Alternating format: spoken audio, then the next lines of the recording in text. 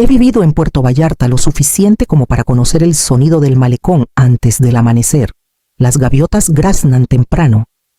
El agua golpea suavemente contra los muelles y los barcos pesqueros zumban rumbo al mar abierto. Es un ritmo en el que he aprendido a confiar. Del tipo que te sostiene cuando tu vida ya se ha desmoronado una vez. Hace 20 años. Yo era Amalia Cárdenas, de 22.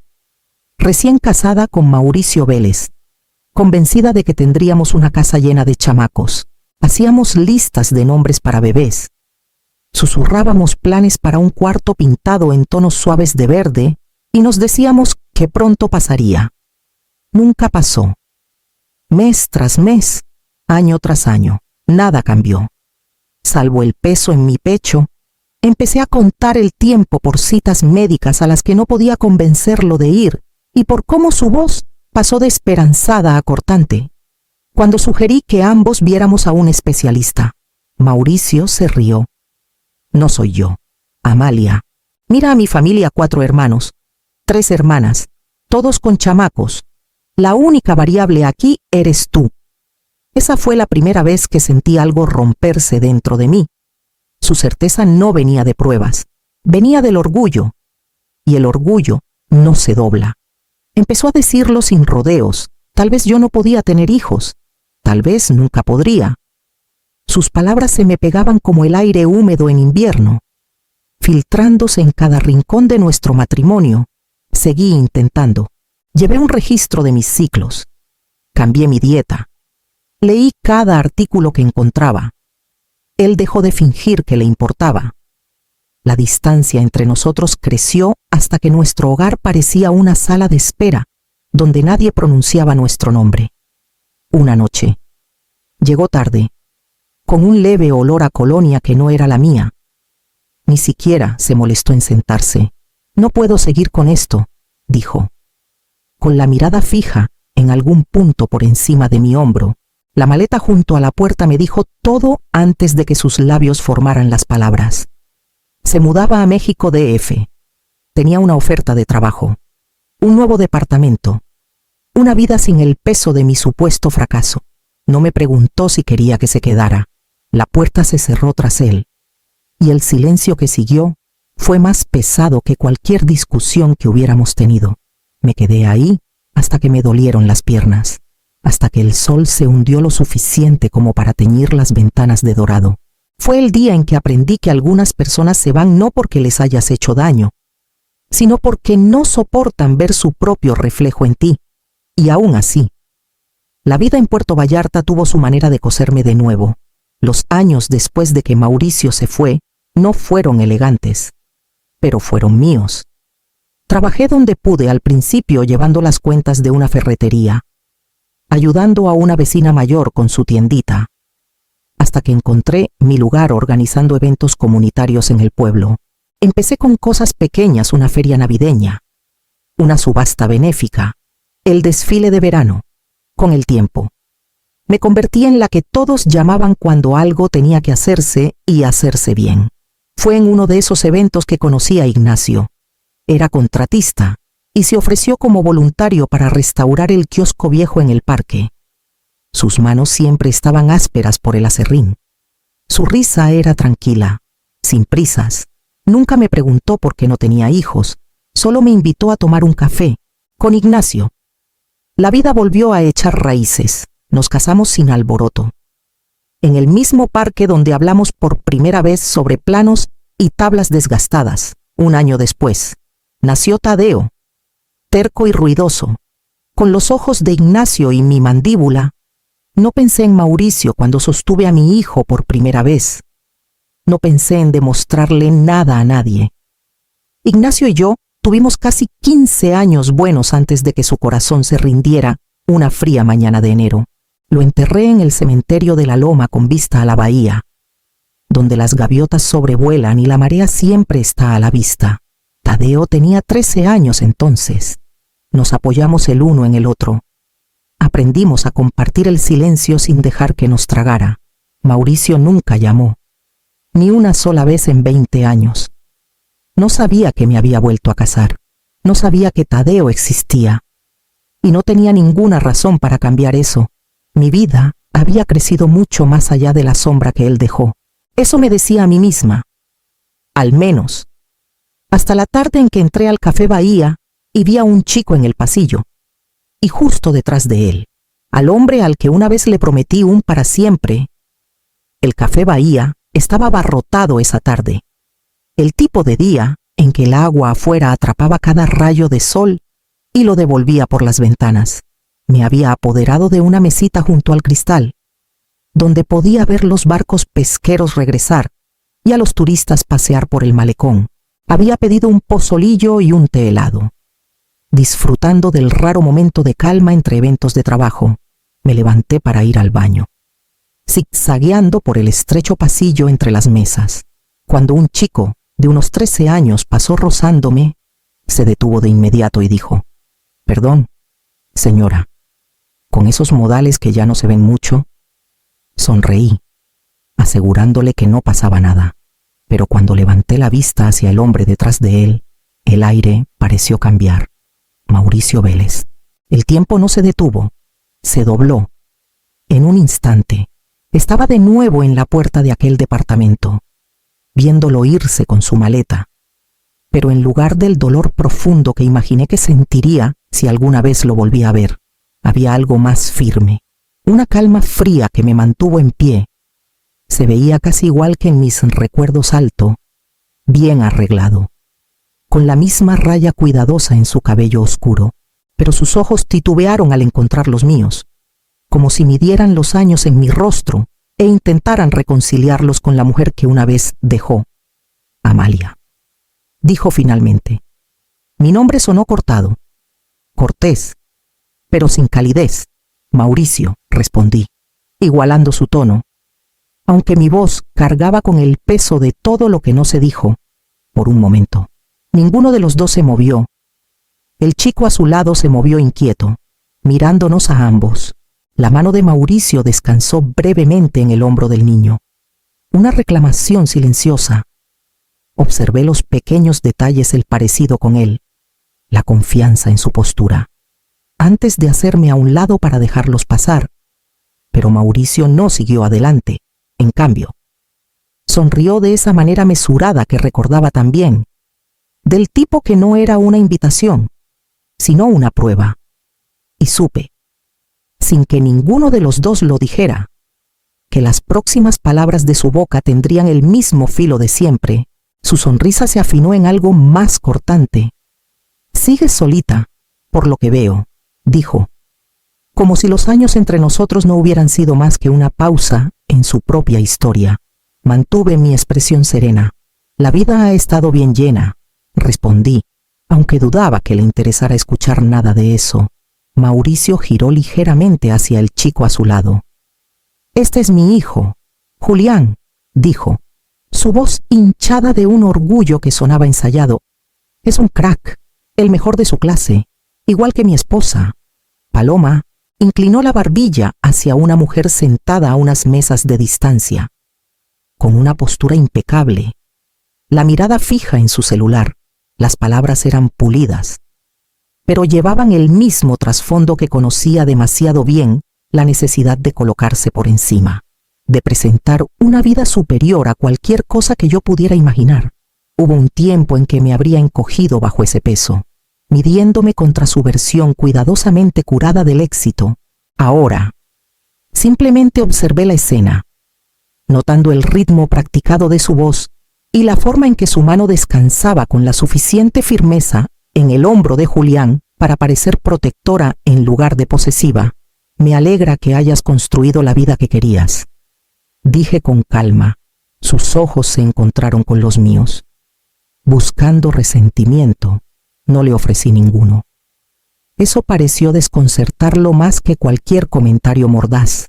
Julián se movió educadamente, ofreciéndome el mismo leve asentimiento que me había dado cuando chocamos antes. Le sonreí, genuina y sin esfuerzo. Antes de hacerme a un lado para darles espacio, Mauricio se quedó un instante más de lo necesario, como esperando que yo preguntara cosas que no tenía interés en preguntar. Volví a mi mesa, alcanzando ya mi vaso de té helado, Pero antes de sentarme, vi un movimiento por el rabillo del ojo Tadeo entrando por la puerta del café. Buscando con la mirada hasta que me encontró, Tadeo cruzó el café con ese paso relajado que siempre me recordaba a su padre. ¿Todo bien?, Ma preguntó, con la voz baja pero cálida. Sus ojos moviéndose entre mí y el hombre que estaba demasiado cerca. Todo perfecto, dije, dejando que mi tono cargara más peso que las palabras solas. Tadeo, este es Mauricio Vélez. Nos conocimos hace mucho tiempo. La mirada de Mauricio se fijó en mi hijo, con una sonrisa cortés en su lugar, pero vi el cambio, un rápido entrecerrar de ojos. La matemática mental ya en marcha. Tadeo era alto para sus 18 años, de hombros anchos, con mi cabello oscuro y la expresión firme de Ignacio. No había nada en su rostro que perteneciera a Mauricio, pero eso no detuvo los cálculos que giraban detrás de sus ojos. Mucho gusto, dijo Tadeo, extendiendo una mano.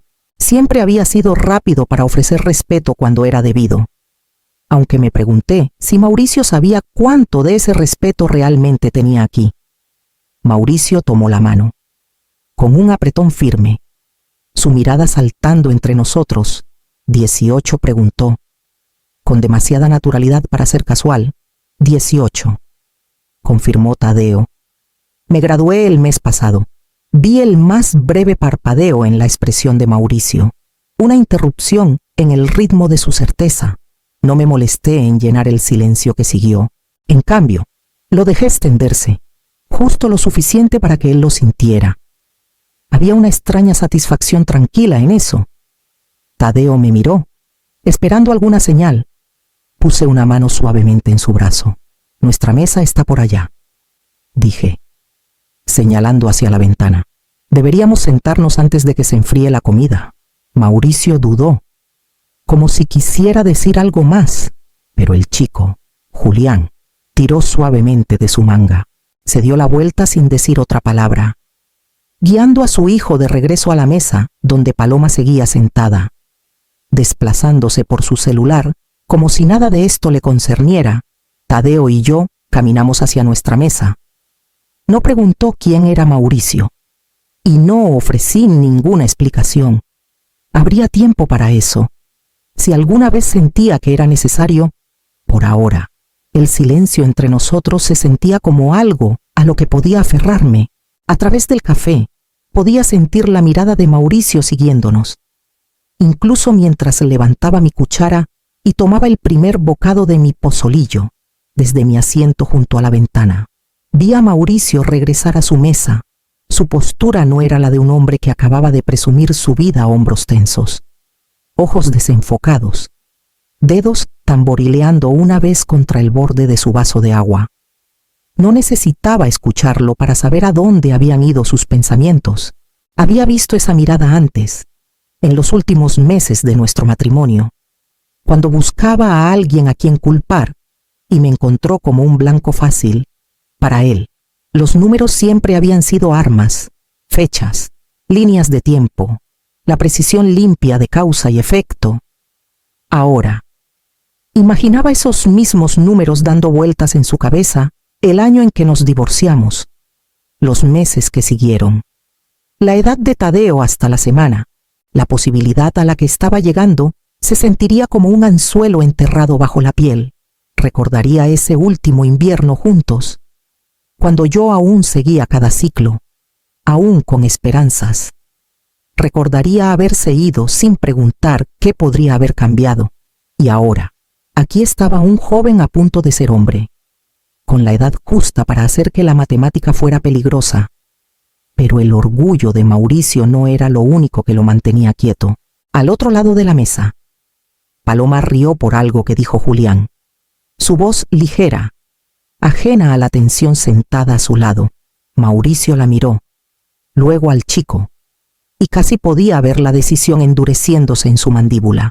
Decirle lo que sospechaba sería abrir la puerta a preguntas.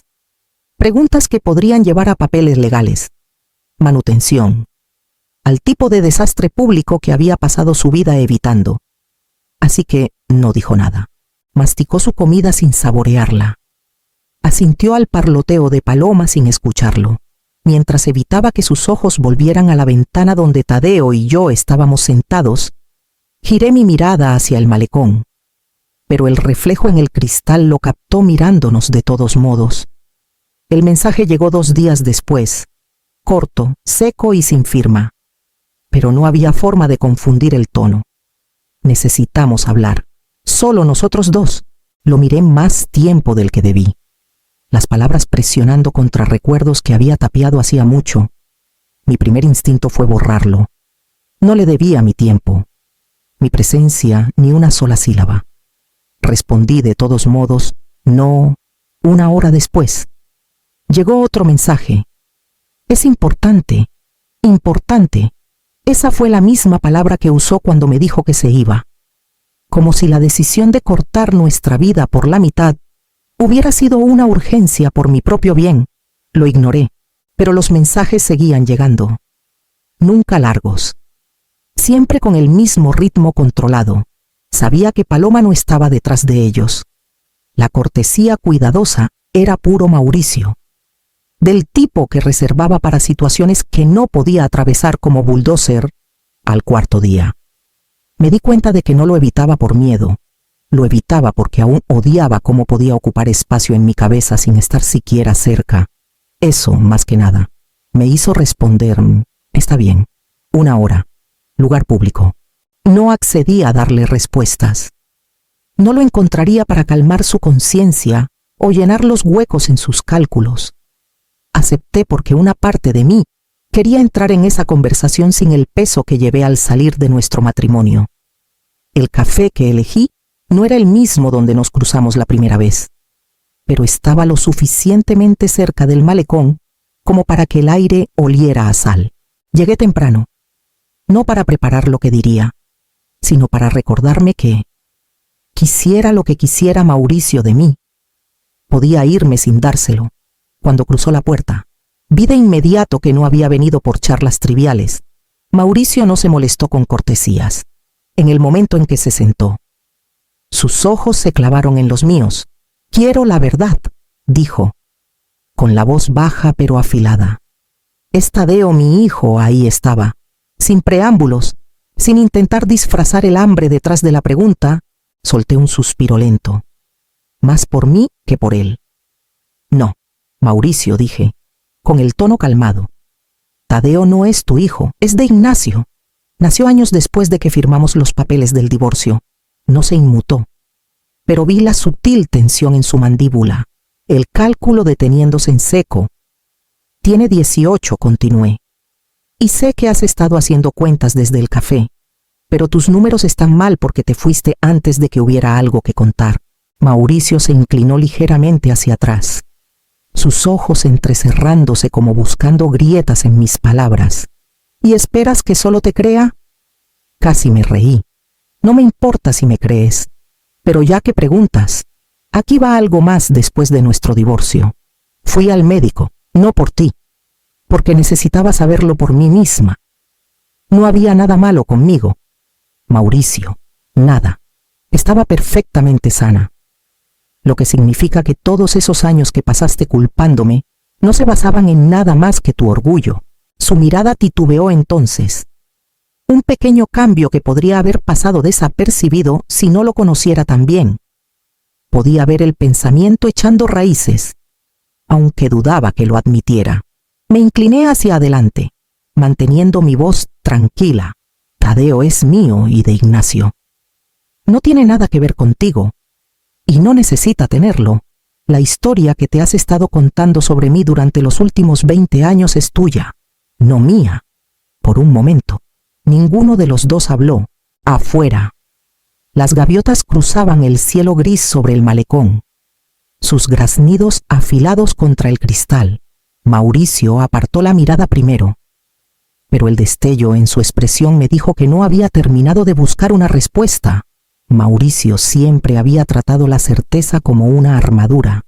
Si creía en algo, se convertía en un hecho inamovible, incuestionable. Por eso sabía que mis palabras en el café no serían suficientes para él. Escuché más tarde.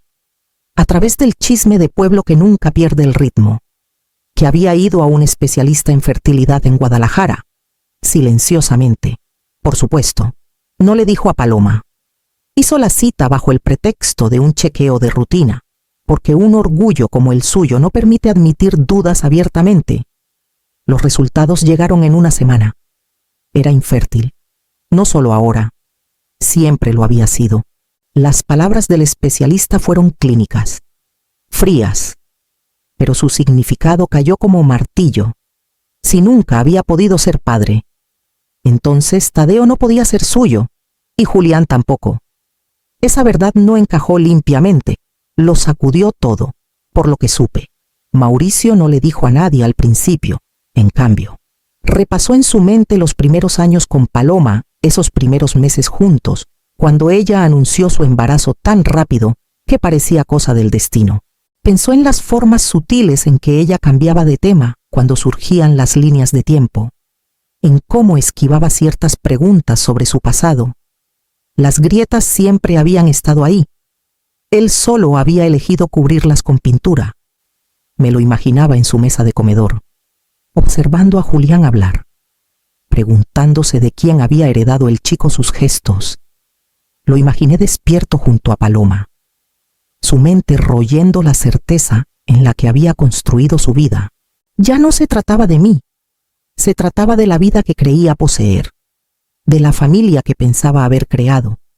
Y ahora, ese conocimiento vivía dentro de él como un reloj haciendo tic-tac, contando los segundos hasta el momento en que tendría que decidir si confrontar a Paloma o seguir viviendo en la cáscara de la historia que había construido. Por cómo se desarrollarían las cosas. Supe qué elección hizo, y supe que no iba a durar mucho. No pasó mucho tiempo antes de que Mauricio confrontara a Paloma. La verdad, lo había estado presionando desde que salió del consultorio del doctor. Y para cuando le preguntó directamente, las palabras salieron más como una acusación que como una pregunta. Ella no lo negó. Ni siquiera intentó suavizarlo. Paloma admitió que, al principio de su noviazgo, antes de casarse, tuvo una breve aventura con alguien más, y que el padre de Julián era ese hombre. Lo sabía desde el principio. Había elegido no decírselo. Para Mauricio, la confesión no fue un solo golpe. Fue el colapso de toda una estructura. Todo lo que había usado para medirse su matrimonio, su paternidad, su sentido de control se derrumbó bajo el peso de una sola verdad. No lo escuché de él. La noticia llegó indirectamente, a través de una conocida mutua que aún mantenía contacto con ambos. Cuando me lo contó, no sentí una oleada de satisfacción, ni vindicación. No necesitaba que él fuera humillado para sentirme completa. Esa parte de mi vida se había cerrado hacía mucho. Lo que sentí, en cambio, fue un alivio profundo y constante. Los años que pasé creyendo que su opinión sobre mí podía definir mi valor habían sido desperdiciados. Ahora estaba del otro lado, libre de cualquier necesidad de demostrarle que estaba equivocado. Esa noche, Tadeo y yo caminamos por el malecón. El aire traía el aroma fuerte a sal y pescado. Las tablas de madera cálidas bajo el último tramo de sol. Me habló de una nueva oferta de trabajo. Su voz animada, sus ojos brillantes con el tipo de futuro que no necesita el permiso de nadie para existir. Escuché, sonriendo, dejando que el ritmo de sus palabras y el constante vaivén de la marea me recordaran la vida que había construido, no a pesar de lo que perdí, sino por lo que aprendí a dejar atrás. Y mientras regresábamos a casa, supe que nunca más dejaría que el juicio de otra persona definiera mi valor.